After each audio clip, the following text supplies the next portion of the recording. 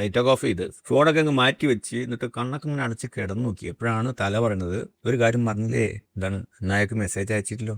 ശരിയാ. അപ്പൊ വീണ്ടും നമ്മൾ കണ്ണടക്കും. ബ്രെയിൻ വീണ്ടും പറയും നാളത്തെ റിപ്പോർട്ടിന്റെ കാര്യം, ആ പേയ്മെന്റ്, ആ ഫോൺ കോള്. അതായത് പകൽ സമയം മുഴുവൻ ഉണ്ടായപ്പോഴൊന്നും ഇയാളും വേണ്ടിയിട്ടില്ല. ഉറങ്ങാൻ കേടുന്ന അപ്പ സ്റ്റാഫ് മീറ്റിംഗ് വിളിക്കണം. എന്തതിങ്ങനെ. എന്നാ ഇത് നമ്മുടെ മൈൻഡിന്റെ കാര്യം. സൈക്കോളജിയിൽ ഇതിനെക്കുറിച്ച് പറഞ്ഞെന്താണെന്നറിയോ? Zeigarnik effect. അത് ലളിതമായിട്ട് പറയുകയാണെങ്കിൽ പൂർത്തിയാകാതെ നിൽക്കുന്ന കാര്യങ്ങൾ നമ്മുടെ മനസ്സിൽ വീണ്ടും വരാനുള്ള ടെൻഡൻസി ഉണ്ടാവും. അതായത് നമ്മുടെ ലാപ്ടോപ്പിൽ ഒരുപാട് ടാബ് ഇങ്ങനെ തുറന്ന് വെച്ച് എന്താണ്ടാവുക, അതുപോലെ നമ്മൾ ചിന്തിക്കാം. അല്ലെങ്കിൽ പല ചിന്തകൾ ഇങ്ങനെ, ഒരു സൈഡിൽ ഇമെയിൽ, വേറെ സൈഡിൽ യൂട്യൂബ്, വേറെ സൈഡിൽ ഡോക്യുമെന്റ്, ഒന്നിൽ നമ്മൾ ഷോപ്പിംഗ് കാർട്ട് ഓപ്പൺ ചെയ്ത് വെച്ചിരിക്കുന്നത്, വേറെ ഒന്നിൽ എന്തിനാണ് തുറന്നതെന്ന് പോലും അറിയില്ല. അപ്പോൾ ഇങ്ങനെ മനസ്സിൽ ചിലപ്പോൾ ഇങ്ങനെ കുറേ ഓപ്പൺ ലൂപ്സുകൾ ഉണ്ടാവും.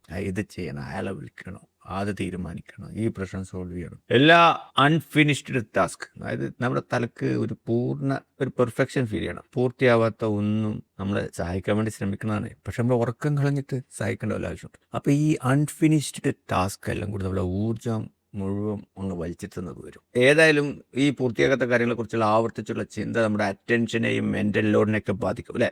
അപ്പൊ പിന്നെ എന്താ ചെയ്യാന്ന് വെച്ചാൽ, ഒരു ചെറിയ ടെക്നിക്കാണ്. നമ്മൾ രാത്രി തന്നെ ഇതെങ്ങനെ എല്ലാം കൂടി ചെയ്ത് തീർക്കണോ? വേണ്ട. രാത്രി 11 മണിക്ക് റിപ്പോർട്ട് ഉണ്ടാക്കാൻ തുടങ്ങേണ്ട ആവശ്യമില്ല. പകരം ബ്രെയിനിന് തൽക്കാലം ഒരു പാർക്കിംഗ് ഏരിയ ഉണ്ടാക്കി കൊടുക്കാം.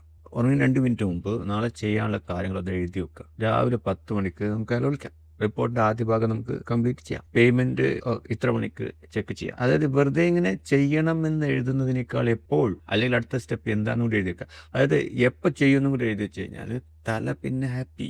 അത് നമ്മൾ ഈ ടാസ്ക് ചെയ്തിട്ടില്ല, പക്ഷെ നമ്മൾ ചെയ്ത രീതിയിൽ സമയമടക്കം എഴുതി വെച്ചാൽ, അതെങ്ങനെ കൈകാര്യം ചെയ്യുമെന്നൊരു വ്യക്തമായ പ്ലാൻ ഉണ്ടാക്കിയാൽ, ഇതുപോലെ തന്നെ ഇൻട്രൂസീവ് തോട്ട്, നമ്മുടെ സമ്മതം ചോദിക്കാതെ നമ്മുടെ ഉള്ളിലേക്ക് കടന്നു കയറുന്ന ചിന്തകൾ കുറക്കാൻ സഹായിക്കുമെന്ന് ഗവേഷണങ്ങൾ സൂചിപ്പിക്കുന്നുണ്ട്.